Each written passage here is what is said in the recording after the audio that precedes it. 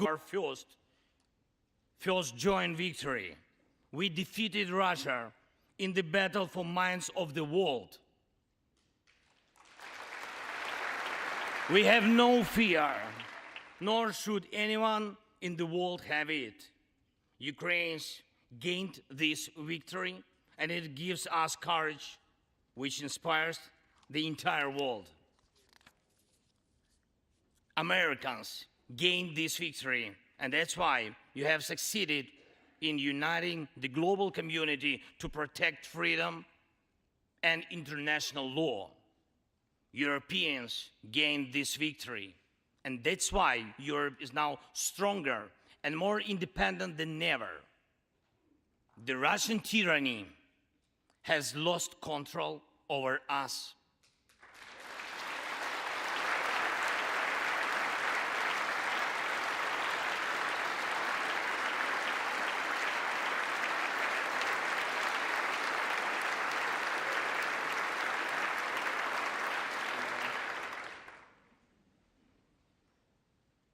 And it will never influence our minds again. Yet, we have to do whatever it takes to ensure that countries of the global south also gain such victory. I know one more, I think, very important thing. The Russians will stand a chance to be free only when they defeat the Kremlin in their minds.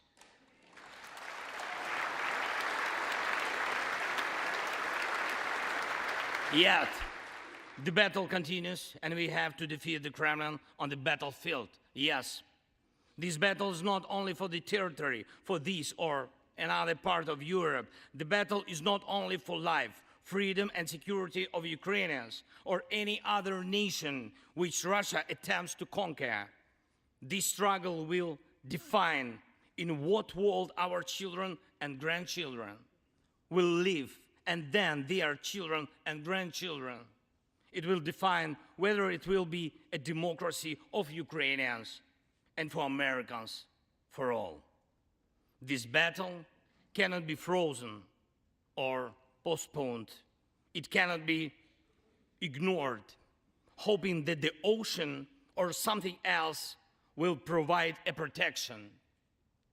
From the United States to China, from Europe to Latin America, and from Africa to Australia, the world is too interconnected and interdependent to allow someone to stay aside and at the same time to feel safe when such a battle continues. Our two nations are allies in this battle. And next year will be a turning point. I know it, the point when Ukrainian courage and American resolve must guarantee the future of our common freedom, the freedom of people who stand for their values.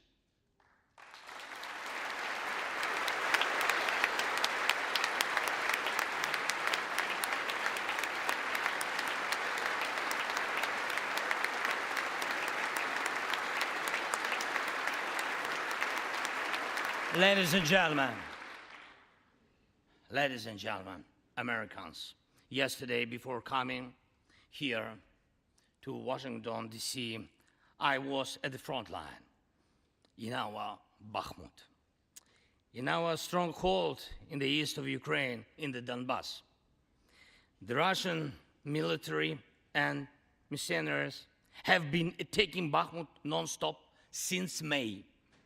They have been attacking it day and night, but Bakhmut stands.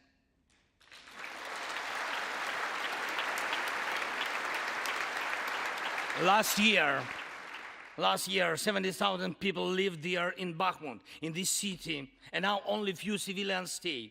Every inch of that land is soaked in blood. Roaring guns sound every hour. Trenches in the Donbas change hands several times a day in fierce combat and even hand fighting. But the Ukrainian Donbas stands.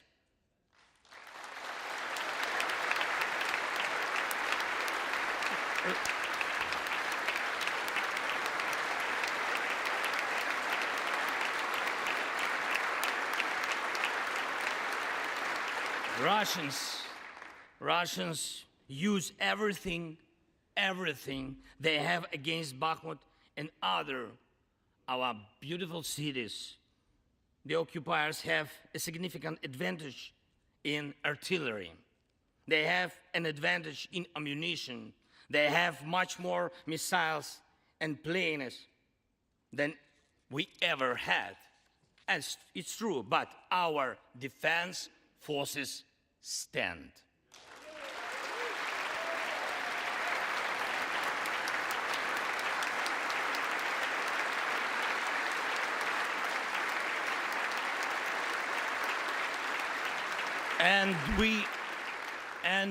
And we all are proud of them.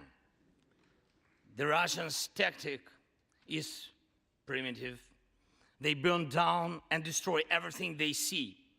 They send thugs to the front lines. They send convicts to the war. They threw everything against us, similar to the other tyranny, which is in the Battle of the Bulge. Threw everything it had against the free world, just like the brave American soldiers which held their lines and fought back Hitler's forces during the Christmas of 1944. Brave Ukrainian soldiers are doing the same to Putin's forces this Christmas.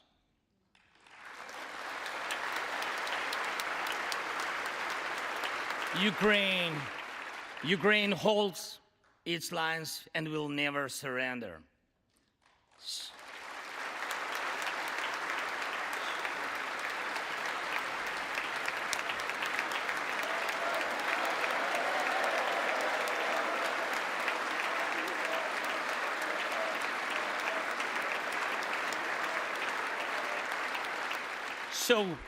So here is the front line. The tyranny which has no lack of cruelty against the lives of free people. And your support is crucial, not just to stand in such fight, but to get to the turning point to win on the battlefield. We have artillery. Yes. Thank you. We have it. Is it enough? Honestly, not really. To ensure Bakhmut is not just a stronghold that holds back the Russian army, but for the Russian army to completely pull out, more cannons and shells are needed. If so, just like the Battle of Saratoga, the fight for Bakhmut will change the trajectory of our war for independence and for freedom. If your patriots stop the Russian terror against our cities, it will let Ukrainian patriots work to the full to defend our freedom. When Russia cannot reach our cities, but its artillery, it tries to destroy them with missile attacks. More than that, Russia found an ally in this genocidal policy, Iran. Iranian deadly drones sent to Russia in hundreds became a threat to our critical infrastructure. That is how one terrorist has found the other. It is just a matter of time when they will strike against your other allies. If we do not stop them now, we must do it.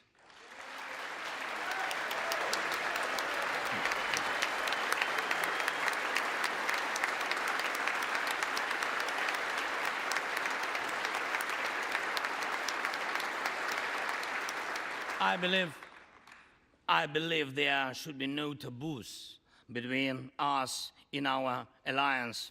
Ukraine never asked the American soldiers to fight on our land instead of us. I assure you that Ukrainian soldiers can perfectly operate American tanks and planes themselves.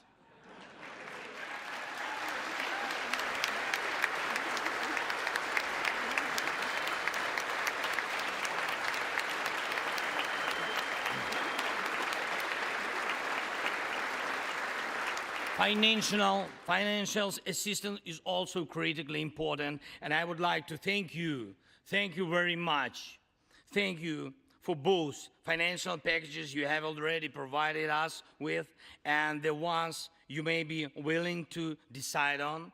Your money is not charity. It's an investment in the global security and democracy that we handle in the most responsible way.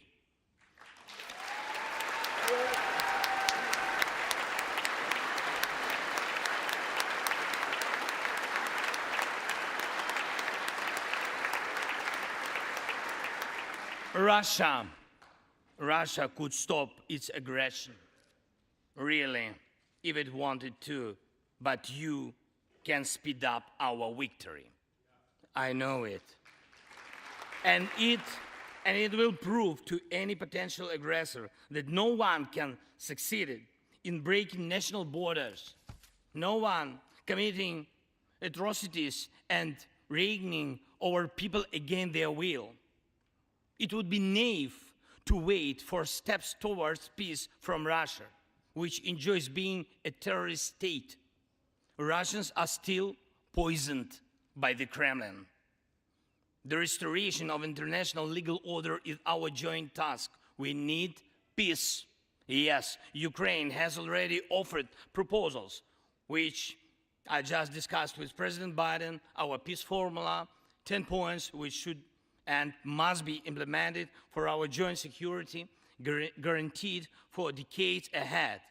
And the summit which can be held, I'm glad to stress that President Biden supported our peace initiative today. Each of you, ladies and gentlemen, can assist in the implementation to ensure that America's leadership remains solid, bicameral, and bipartisan. Thank you.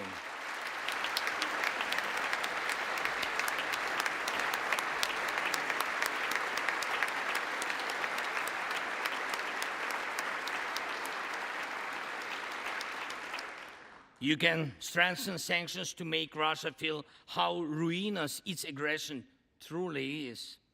It is in your power, really, to help us bring to justice everyone who started this unprovoked and criminal war. Let's do it. Let terrorists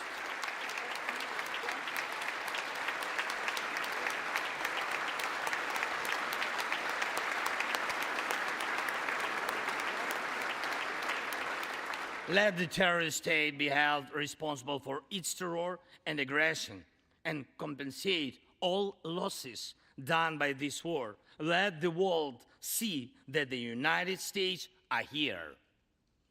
Ladies and gentlemen, Americans, in 2 days, we will celebrate Christmas. Maybe candlelit. Not because it's more romantic, no, but because there will be no electricity. Millions won't have neither heating nor running water. All of these will be the result of Russian missile and drone attacks on our energy infrastructure. But we do not complain. We do not judge and compare whose life is easier. Your well-being is the product of your national security, the result of your struggle for independence and your many victories. We, Ukrainians, will also go through our war of independence and freedom with dignity and success.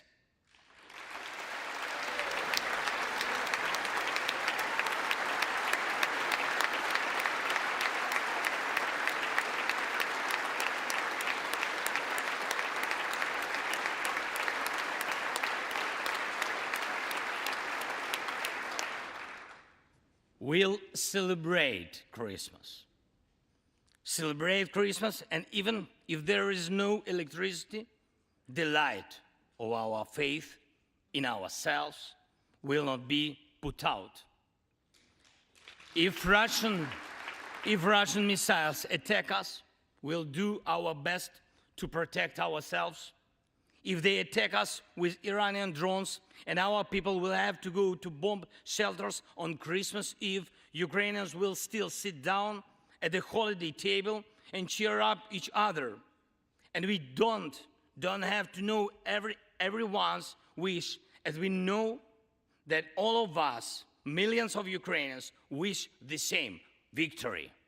Only victory.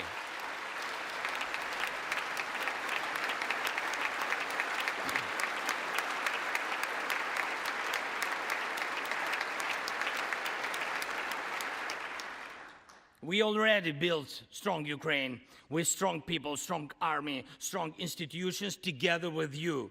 We developed strong security guarantees for our country and for entire Europe and the world together with you. And also together with you, we'll put in place everyone who will defy freedom.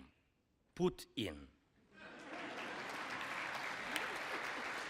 This will be the basis to protect democracy in Europe and the world over. Now, on the special Christmas time, I want to thank you, all of you. I thank every American family which cherishes the warmth of its home and wishes the same warmth to other people. I thank President Biden and both parties at the Senate and the House for your invaluable assistance. I thank your cities and your citizens who supported Ukraine this year, who hosted our Ukrainians, our people, who waved our national flags, who acted to help us. Thank you all, from everyone who is now at the front line, from everyone who is evading victory. Standing here today, I recall the words of the President Franklin Delano Roosevelt, which are, I think, so good for this moment. The American people, in their righteous might, will win through to absolute victory. The Ukrainian people will win too, absolutely.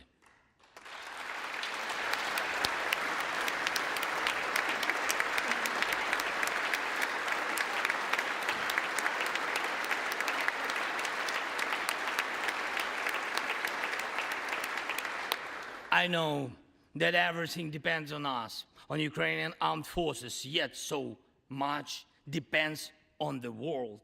So much in the world depends on you.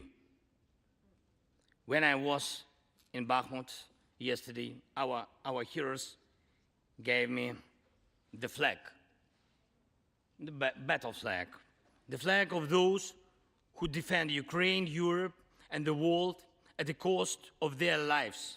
They asked me to bring this flag to you, to the US Congress, to members of the House of Representatives and senators whose decisions can save millions of people. So let these decisions be taken. Let this flag stay with you, ladies and gentlemen. This flag is a symbol of our victory. In this war, we stand, we fight, and we will win because we are united. Ukraine, America, and the entire free world.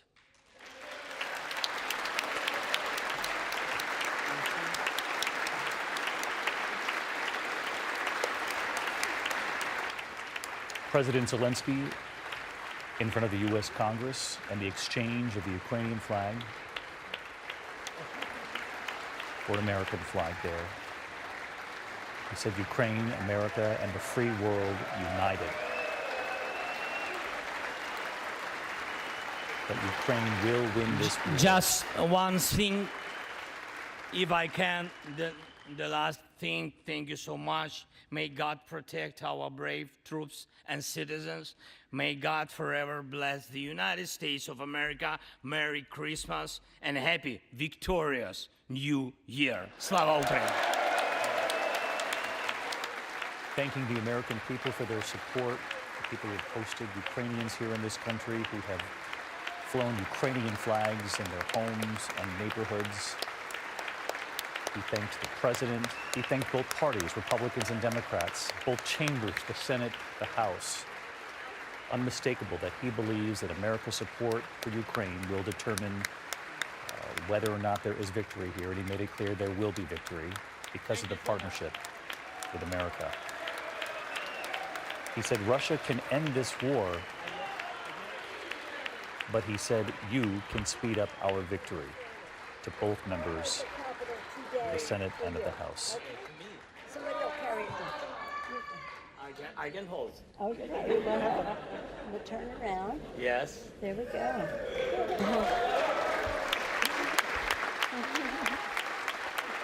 Proudly holding the American flag, the exchange of flags taking place. President Zelenskyy saying Ukraine will hold its lines, it will never surrender, that it was a great honor to speak before the U.S. Congress. This flag was flown over the Capitol today in honor of the President's visit. Thank you so much. I will take it.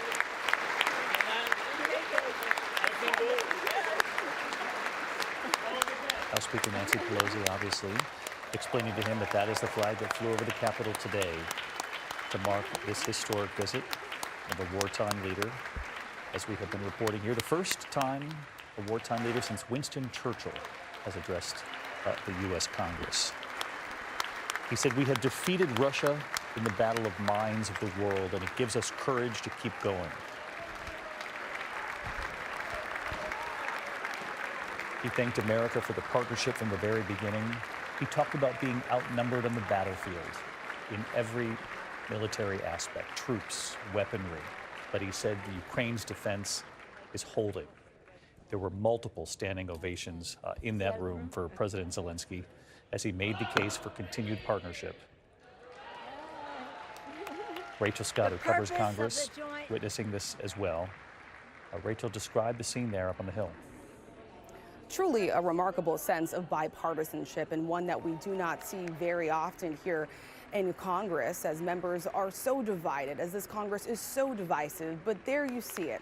Republicans, Democrats standing shoulder to shoulder, giving President Zelenskyy a standing ovation. You hear House Speaker Nancy Pelosi closing out this joint meeting of Congress. You could really hear a sense of urgency in Zelenskyy's voice, saying that what Congress decides right now will determine the outcome for future generations in Ukraine. He said the support from the United States is crucial. And of course, this comes at a very critical time as Congress is considering an additional $45 billion in aid to Ukraine, as Republicans are expected to take control of the House in just a matter of weeks. And you heard Zelenskyy there with a very strong warning of what would happen if support from the United States stopped. He said that it will be a matter of time before they strike your allies as well, that this is not charity, that it's an investment in global democracy. And he ended with that powerful moment, a really big sense of unity there. You had the two flags, one that flew over the Capitol here today, and then you had Zelenskyy handing that flag to House Speaker Nancy Pelosi and the Vice President. David. Rachel, President Zelenskyy telling lawmakers from both parties that your money is not charity, your money is an investment in democracy, in our fight to preserve our own fragile democracy in Ukraine. Terry Moran, you and I were talking earlier on the air about this particular leader and his ability to connect with people not only in his own country but around the world as he fights Russia on a very human level, talking about Christmas approaching. He said if Ukrainian families have to go to bomb shelters on Christmas Eve, so be it, but that these families would then gather for Christmas and for the future of Ukraine. I mean, he's an electric performer. He had no preparation for public life, aside from being an actor in a sitcom playing the president, and he met the moment that he was given, that this war by Russia in Ukraine, and he and his people have inspired the world with their defiance of Russian brutality. What he did tonight was attempt to connect their struggle for freedom and for their nation with the American story as well. Again and again, he referenced American history and tried to summon up that old sense in American politics that freedom fighters around the world deserve American support. Terry Moran at the White House. Terry, our thanks to you as always. And as we bid you a good night, President Zelenskyy wishing the American people a Merry Christmas and a happy, victorious New Year, he said, insinuating, obviously, that Ukraine will have victory ahead in this year to come. Our coverage continues on ABC News Live, abcnews.com. For our viewers in the West, I'll be back here with the entire team for World News Tonight. I'm David Muir in New York. Have a good night. This has been a special report from ABC News.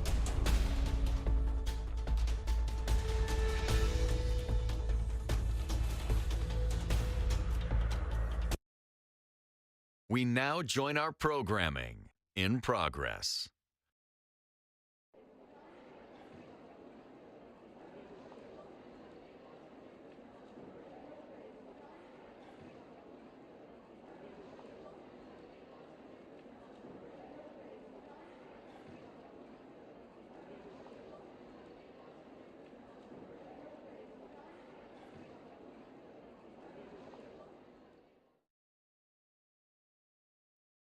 Did you know Google makes a phone? Do you know about its camera? Like the way it fixes blurry photos, magically erases annoying distractions, and even fixes photos taken with your old phone. Now that you know all that, did you know switching has never been easier?